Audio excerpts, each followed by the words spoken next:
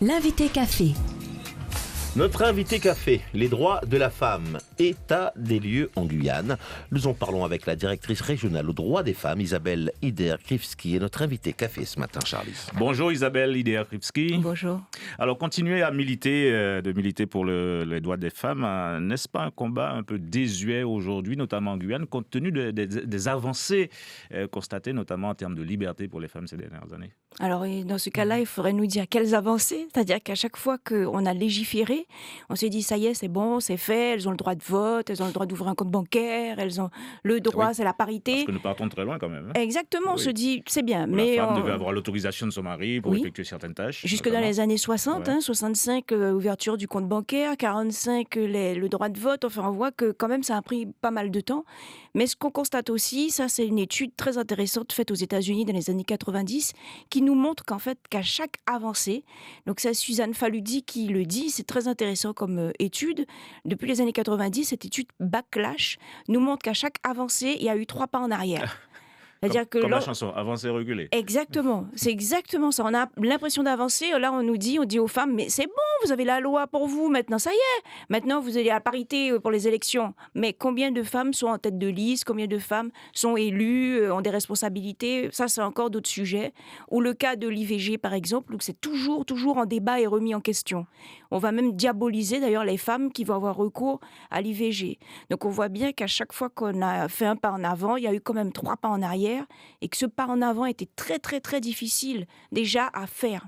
Et donc cette journée n'est donc pas un marronnier comme pourraient le penser certains sans aucun intérêt. Non, puis on voit bien qu'elle s'étale sur le mois maintenant, ouais. C'est plus une journée. Alors c'est intéressant de voir aussi l'histoire de cette journée parce qu'elle vient du Parti socialiste américain.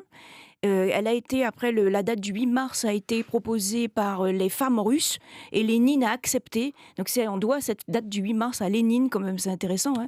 C'est les femmes, en 1917, les femmes russes qui disent maintenant, nous en avons assez de la guerre, il faut arrêter la guerre. Pendant la Première Guerre mondiale, elles ont manifesté. Et Lénine a dit, OK, on va faire en sorte que les droits des femmes soient valorisés à ce moment-là. Et en 1982, c'est François Mitterrand en France qui va choisir définitivement la date du 8 mars. Et le combat continue. Voilà. Olivier Daman. Alors justement, ce pas en arrière que vous évoquez, ou même ces pas en arrière, est-ce que la femme n'a pas aussi une part de responsabilité ? Parce que les études ont montré aussi qu'aujourd'hui, elle refuse parfois de prendre des responsabilités. Vous avez parlé des élections, dans le monde économique, que ce soit politique. Parfois, la femme elle-même refuse de se mettre en avant. Oui, parce qu'elle est conditionnée. On se rend compte qu'en fait, tout est lié au sexisme. Le sexisme, c'est qu'on a inventé dans des catégories, dans nos sociétés. Des métiers pour les femmes, des métiers pour les hommes. Exactement. Mais on voit, les statistiques prouvent vraiment que les femmes sont dans le social, l'enseignement, et pas du tout dans l'économie et la technologie. Parce que dès le plus jeune âge, et pourtant on est diplômé, c'est un niveau égal de diplôme. Il y a autant de femmes qui ont le bac que d'hommes qui ont le bac, qui arrivent au baccalauréat général ou professionnel.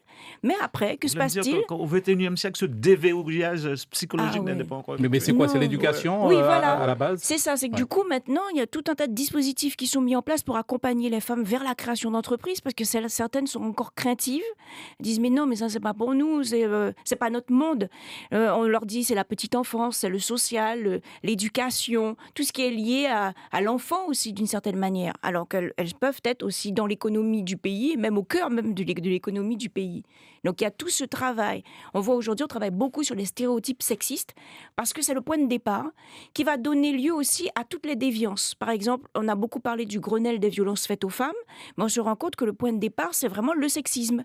On considère la femme comme un objet sexuel et comme un objet tout court.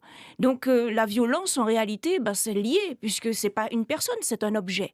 Donc il faut déconstruire ce stéréotype. Et on part vraiment du principe du sexisme, là, il faut déconstruire ce stéréotype. La femme qui peut faire autre chose, qui, dans la société, n'a pas qu'une seule fonction et qui n'est pas réservée à certains aspects économiques et sociaux.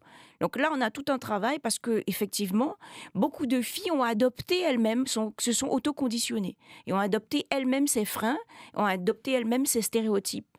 Alors, lutte pour le droit des femmes et féminisme, il y a une frontière ou pas ? Ah non. C'est lié. Pas du tout, c'est lié. Puis il y a différentes formes de féminisme. Féminisme, il faut faire attention aussi, c'est pas une question, une volonté de domination sur les hommes. Parce que là, du coup, c'est un cercle infernal. On rentre en guerre. Le féminisme, c'est de dire tout simplement, parce qu'il y a des hommes féministes aussi, dire tout simplement, mais non, mais effectivement, si un homme veut lui aussi, entre guillemets, exercer un métier dit de femme, ben il peut. C'est-à-dire qu'aujourd'hui, on doit accepter, par exemple, qu'il y a des excellents danseurs classiques. Alors que pour l'instant, c'est encore frileux. On se dit, oh non, non, mon fils veut faire de la danse classique, quand même pas. Vous voyez, le féminisme, ça va aussi dans ce sens-là. Que des hommes puissent aller vers des métiers, entre guillemets, dits de femmes et inversement. Comme sage-femme, par exemple. Voilà, exactement. Voilà. Ben, aujourd'hui, beaucoup d'hommes sont intéressés. Maintenant, on commence à dire sage-homme. Mais des femmes revendiquent aussi la féminisation des noms de métiers en disant non, mais on peut faire aussi. Donc ça marche dans un sens comme dans l'autre. Le féminisme, des hommes aussi s'engagent fortement dans ce féminisme et dans la lutte aussi des violences faites aux femmes, parce qu'on se rend compte que c'est toujours un rapport de domination, cette question. Donc le féminisme, c'est l'égalité. On doit arriver, on travaille beaucoup sur les questions égalité, homme-femme, et pas domination de l'un sur l'autre. On ne va pas renverser la roue, en fait. Alors justement, il est question de parité, notamment dans le domaine politique. Une politique volontariste, cela passe forcément par l'instauration de quotas, on va dire. Oui, c'est assez inquiétant en fait. On se dit, si une société est obligée de passer par là pour que les femmes aient leur place, d'un point de vue sociologique, il faut s'interroger. On se dit, s'il faut légiférer pour que les femmes puissent se présenter à des élections, puissent siéger, et là c'est partout, dans tous les secteurs d'activité, on a instauré maintenant cette parité. Parce que ça ne se faisait pas. On trouvait normal que les hommes dirigent. Alors là aussi, c'est une particularité, c'est même lorsque les femmes prennent des responsabilités, si elles sont autoritaires, on va dire qu'elles sont hystériques. L'homme autoritaire, il est puissant. Il est puissant, lui, il est sérieux, on peut lui faire confiance. La femme autoritaire, on dit, mais elle a un problème. Mais franchement, elle est agressive et elle est hystérique. On parle de femme jock aussi également chez nous. Oui, mais pas pour le pouvoir, c'est-à-dire pour d'autres secteurs. Elle est dans sa maison, dans son foyer, oui, elle peut tout contrôler. Ça, on aime bien d'ailleurs. On lui donne cette image très, très valorisante au sein du foyer. Le potomitan case. Et c'est surtout le potomitan case. À l'extérieur, ah ouais. Non, exactement. C'est exactement ça. C'est à l'extérieur. Une fois arrivé à l'extérieur, on va lui dire, mais oui, bon, c'est bien tout ça, mais pendant que vous faites... Qui s'occupe de vos enfants, madame là pendant que vous faites toute votre politique, votre économie, vous êtes chef d'entreprise, qui s'occupe des enfants? Et si on va la juger négativement si elle n'assure pas ses tâches. Donc on voit bien encore qu'il y a une inégalité entre les hommes et les femmes sur ce point. Mais ça, c'est une idée, c'est une position qui est partagée par une opinion globalement mixte. C'est ni les hommes ni les femmes, c'est un peu l'opinion d'une façon générale, on va dire, quelque part. Oui, on va dire le politiquement correct. Après, dans les faits, on voit, je prends le cas du monde universitaire dont je suis issue. On nous dit que c'est un monde intellectuel où on réfléchit, où on pense. Là, on voit... bien sûr. On voit tout simplement que les femmes sont surtout concentrées sur les filières culture et même les vice-présidences d'ailleurs, c'est culture, formation. Les hommes, les vice-présidences, c'est recherche internationale, scientifique. Et c'est automatique. On se rend même plus compte que, oui, on a tendance à recruter plus facilement pour les sciences humaines.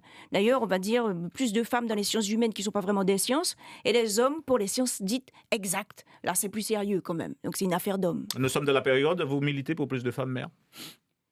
Plus de femmes partout, pas seulement la politique, parce que je pense vraiment que la clé, quand on regarde les statistiques, c'est vraiment l'économie du pays, véritablement. Parce qu'un bien-être matériel garantit un bien-être social. Donc, lorsqu'on regarde les statistiques avec plus de 50% de femmes de moins de 25 ans qui ne sont pas qualifiées, qui sont au chômage, voici nos statistiques aujourd'hui, on a des femmes jeunes non qualifiées au chômage. Je pense que c'est là qu'il faut militer plutôt, c'est lutter contre cette pauvreté, accompagner ces femmes vers l'emploi, la création de leur emploi aussi.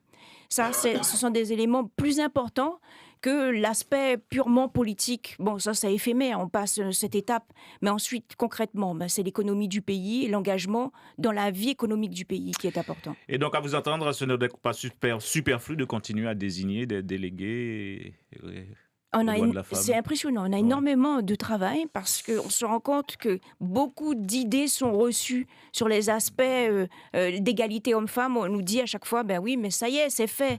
On est à la loi, on avance. Mais est-elle vraiment appliquée? Ensuite, quelle délégation on va confier aux femmes? Quelles responsabilités? Les femmes vers la création d'entreprises, quel type d'entreprise? Lorsqu'elles se présentent à un emploi face à un homme, sont-elles recrutées? Donc aujourd'hui, on devrait se poser la question maintenant pour quelles raisons on ne va pas trouver de femmes beaucoup plus dans des secteurs de technologie, du spatial aussi par exemple. Et on voit beaucoup d'activités qui sont proposées. Regardez simplement le panorama des activités proposées. On nous propose des massages, du bien-être, du sport, de la coiffure, du maquillage. C'est bien. Mais moi, j'aurais bien aimé voir aussi une visite du centre spatial, accompagner des jeunes filles qui sont au lycée et on leur dire, voilà, vous voulez travailler dans la haute technologie, voici le parcours, vous voulez être scientifique. C'est ça aussi qu'on doit voir. Ça n'empêche pas d'être en forme, en bonne santé, de faire du sport, mais aussi éventuellement d'être accompagné pour occuper des places importantes dans la société. Isabelle Idea-Krivski, directrice régionale aux douanes des femmes. Merci d'avoir répondu à nos questions ce matin. Merci à vous. L'invité café. Suivez l'info sur Guyana Première, télé, radio et internet.